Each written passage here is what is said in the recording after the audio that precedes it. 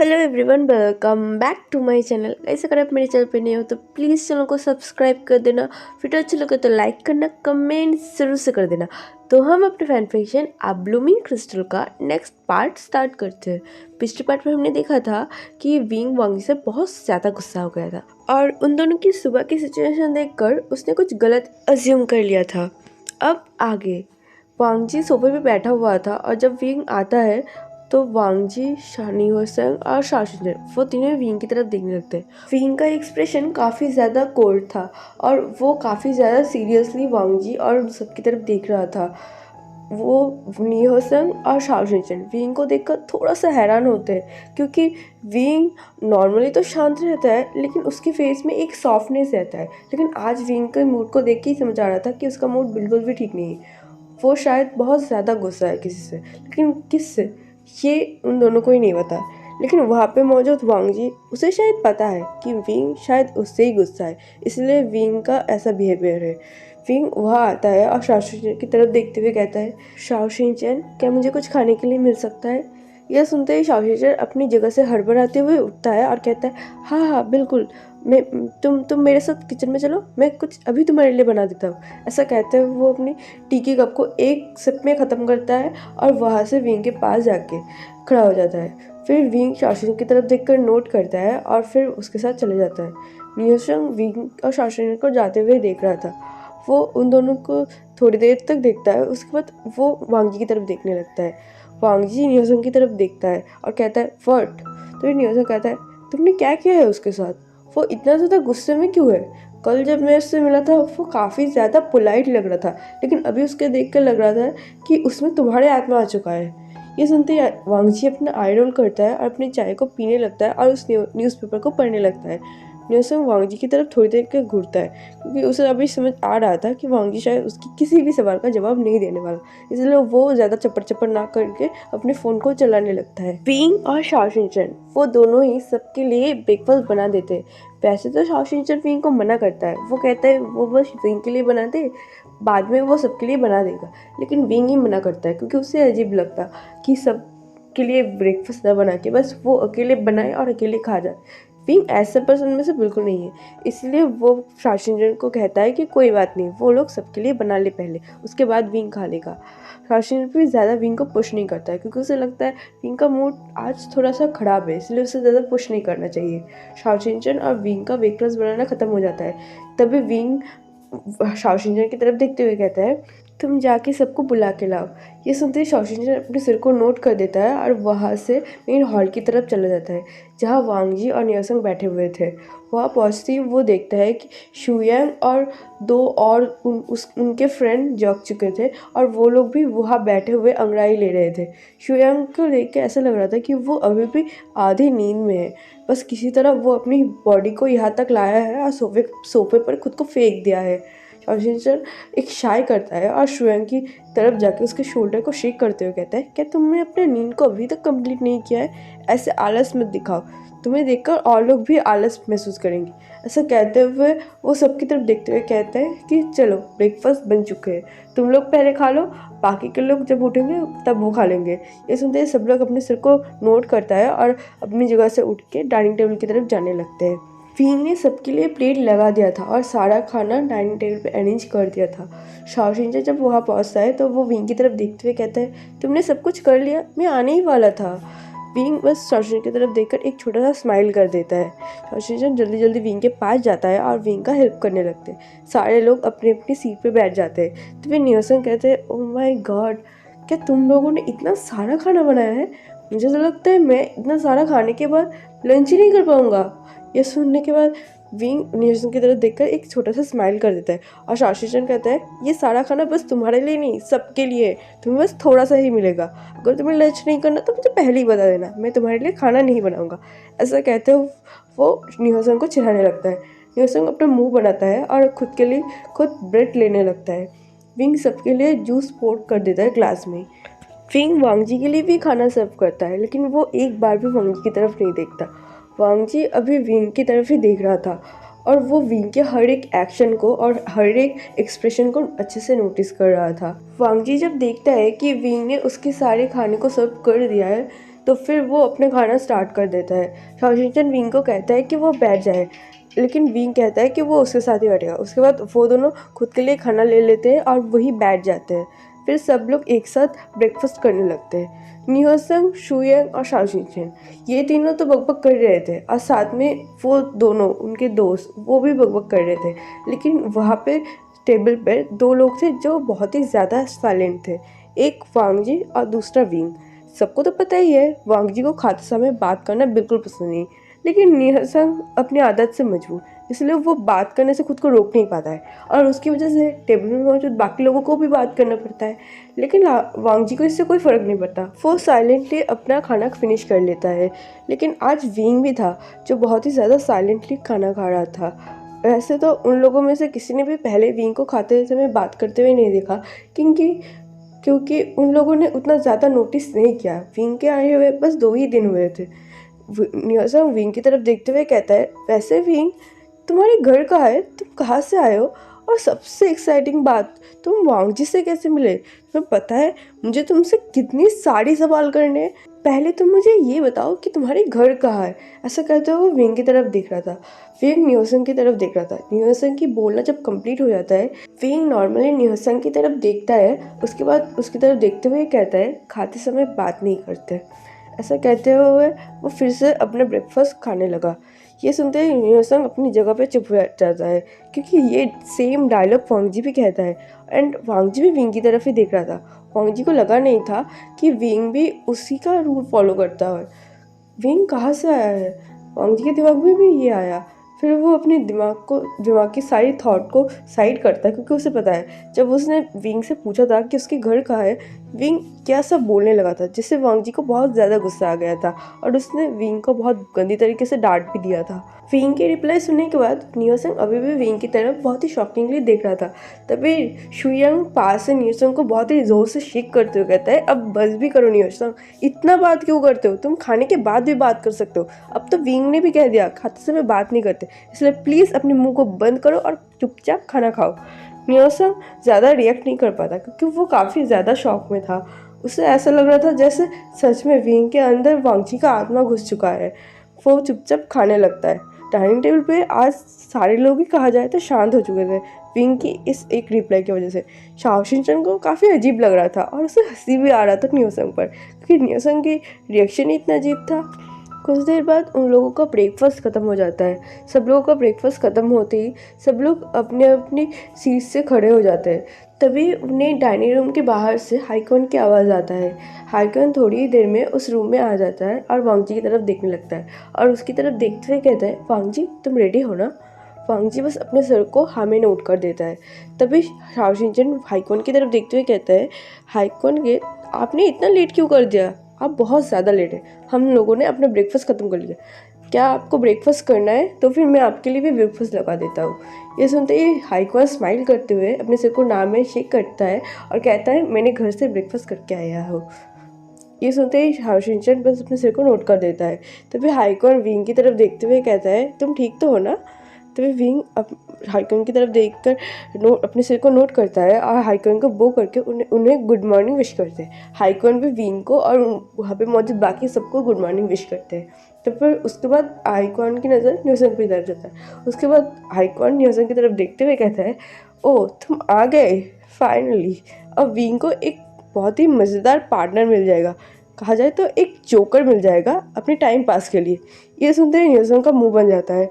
वो बस अपनी आई को रोल कर देता है। शाओशिंचन बस उन लोगों की हरकतों को देखकर स्माइल करता है और वहाँ पे मौजूद सारे झूठे प्लेट्स को समेटने लगते हैं। विंग भी शाओशिंचन की मदद कर रहा था।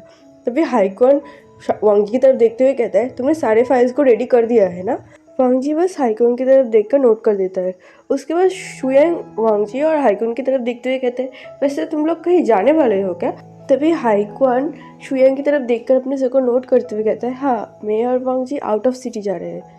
ये सुनते ही शुयंग, शाओशिंचन इवन वहाँ पे मौजूद बाकी सारे लोग वांगजी की तरफ देखने लगते हैं। विंग वहीं पे ही रुक जाता है और हाइकॉन की पूरी बातों को फिनिश करने का वेट करने लगता है। फिर वांगजी कहता है कि मुझे कुछ काम है, इसलिए मुझे शायद ये क्या 1.5 महीने के लिए आउट ऑफ सिटी जाना पड़ेगा, और मैं अपने साथ हाइकॉन को भी ले जा रहा हूँ। ये सुनते ही शाओशिनचन कहता है तुमने पहले हमें क्यों नहीं बताया। ये सुनने के बाद वांग जी कहता है मैं सोच रहा था कि मैं सुबह बता दूंगा। ये सुनने के बाद शाओशिनचन एक शाई करते हुए कहता है क्या तुमने अपना बैग रेडी कर दिया। वांग जी बस अपने सर को नोट कर लेता है। उसके बाद शाओशिनचन हाइकुन की तरफ देखते हुए कहता है ठीक है तुम लोग जाना, ध्यान से जाना, और प्लीज़ वांग जी हमें ईमेल करना अगर तुम्हें किसी भी चीज़ की ज़रूरत हो तो। और प्लीज़ एक साथ ज़्यादा प्रेशर लेने की कोई ज़रूरत नहीं। अगर तुम्हारे 1.5 महीने की जगह 2 महीने या फिर 3 महीने टाइम लगे तो भी लेना, लेकिन ज़्यादा प्रेशर एक साथ बिल्कुल मत लेना, ठीक है। ये सुनने के बाद वांग जी शाओशिनचन की तरफ देखता है और बस नोट कर देता है। वांग जी और हाइकन उन दोनों को ही पता है कि उन दोनों का दोस्त लोग बहुत ही ज़्यादा उन लोगों का केयर करते हैं। वैसे तो निहोसंग और शुयंग उन लोगों के पीछे पड़ते रहते हैं। निहोसंग हमेशा वांग जी की टांग खींचता है, लेकिन वांग जी को भी बहुत अच्छे से पता है शुयंग, शाओशिनचन, निहोसंग, हाइक्वान ये चारों ही वांग जी की बहुत ही बचपन की दोस्त है, और ये चारों ही वांग जी के लिए बहुत ही ज़्यादा केयर करते हैं, वांग जी के लिए हमेशा वरिड और कंसर्न रहते हैं। इसलिए वांग जी इन लोगों से जितना भी चिढ़ता क्यों ना हो, लेकिन ये लोग वांग जी के लिए बहुत ही ज़्यादा स्पेशल है। तभी हाइक्वान वांग जी की तरफ देखते हुए कहते हैं वांग जी अब हमें चलना चाहिए। फिर वो शाओशिनचन की तरफ देखते हुए कहते हैं अब हम चलते हैं। उसके बाद वो विंग की तरफ देखता है और कहता है विंग ध्यान से रहना, और अगर तुम्हें किसी भी चीज़ की ज़रूरत पड़े तो शाओशिनचन या फिर शुयंग या फिर नियोसंग इन दोनों में से किसी को भी बताना, वो तुम्हारी सारी ज़रूरतों को पूरा कर देगा। विंग हाइक्वान की तरफ देखकर स्माइल करता है और उनकी तरफ देखकर नोट कर देता है। फिर विंग एक बार के लिए वांग जी की तरफ देखता है। वांग जी विंग की तरफ ही देख रहा था। वांग जी ने भी देखा कि विंग ने उसे एक बार के लिए देखा, लेकिन विंग तुरंत ही अपनी आंखों को हटा लेता है और फिर प्लेट को समेट के किचन की तरफ जाने लगता है। और ये सारी चीज़ें शुयंग और शाओशिनचन इन दोनों ने भी नोटिस किया था। शुयंग को लग रहा था कि शायद वांग जी ने कुछ ऐसा किया होगा जिससे विंग फिर से वांग जी से नाराज़ हो गया होगा, लेकिन विंग इतनी आसानी से नाराज़ नहीं होता।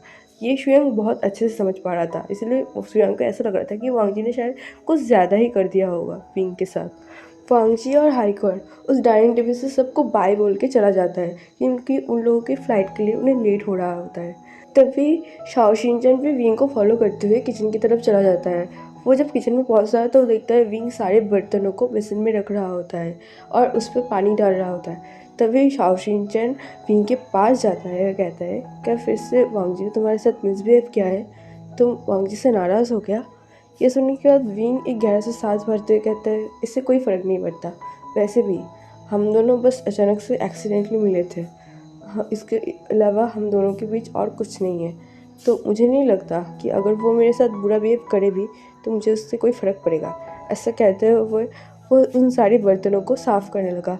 शाओशिनचन एक गहरा सा सांस भरता है और फिर विंग का हेल्प करने लगता है। जब उन लोगों का काम ख़त्म हो जाता है तब वो दोनों किचन से बाहर आता है और मेन हॉल की तरफ आने लगते हैं जहाँ सारे लोग बैठे हुए थे।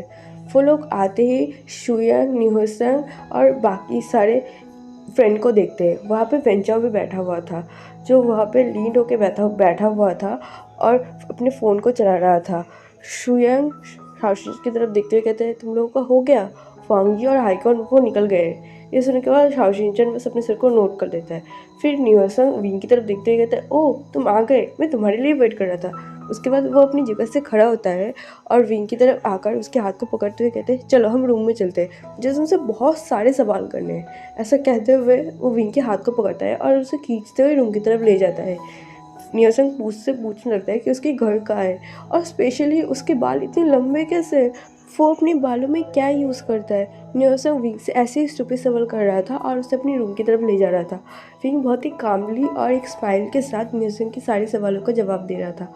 विंग बस उन्हीं सवालों का जवाब दे रहा था जो उससे सूटेबल लग रहा था, क्योंकि विंग नियोसंग को अजीब फील करवाना नहीं चाहता या फिर वो कोई अजीब क्वेश्चन नहीं करना चाहता, क्योंकि विंग को बहुत अच्छे से पता है कि वो अभी अपने वर्ल्ड में नहीं इस वर्ल्ड में है। विंग को तो अभी लग रहा था कि वो एक कोई से अनदर वर्ल्ड में है, क्योंकि उसके वर्ल्ड में सारे लोग तो हानपू पहनते ना। विंग को अभी तक नहीं पता है कि वो फ्यूचर में आ चुका है पास्ट से। अब ये विंग को कब पता चलेगा, ये तो हमें बाद में पता चलेगा।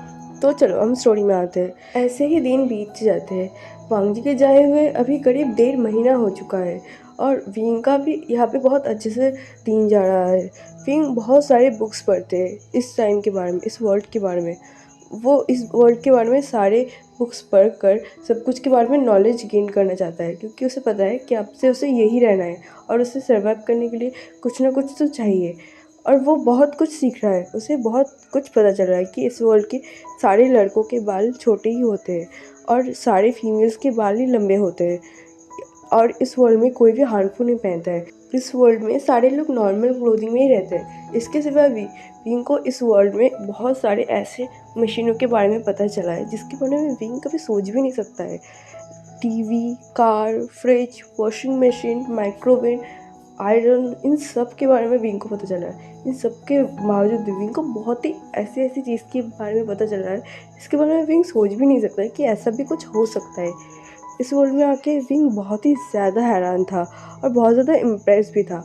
विंग सोच रहा था ये सब अगर उनके वर्ल्ड में होता तो लोग कितने ज़्यादा खुश होते और कितने ज़्यादा सबके लिए सब कुछ ईजी हो जाता।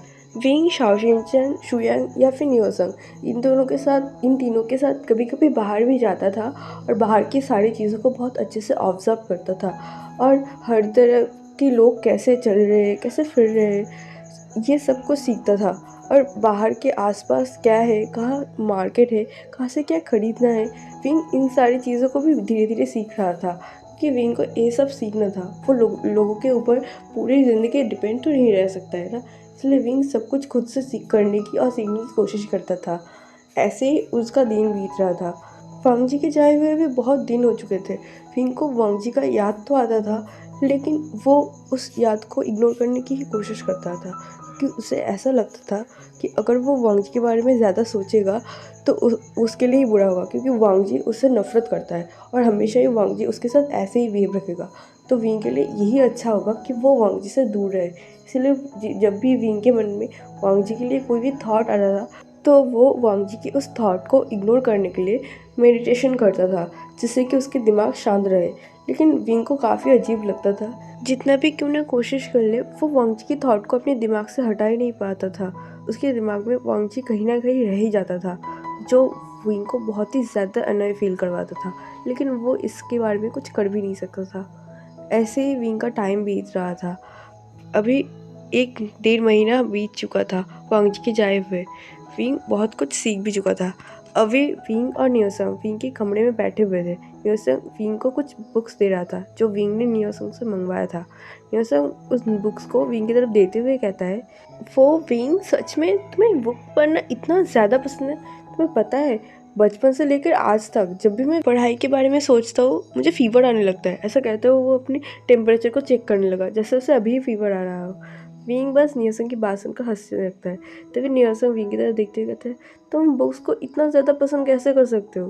तो विंग कहता है, मैं बचपन से बहुत ज़्यादा पढ़ाई के बीच में रहा हूँ ना, इसलिए मुझे बुक पसंद है। ऐसा कहते हुए वो उस बुक को ओपन करने लगा।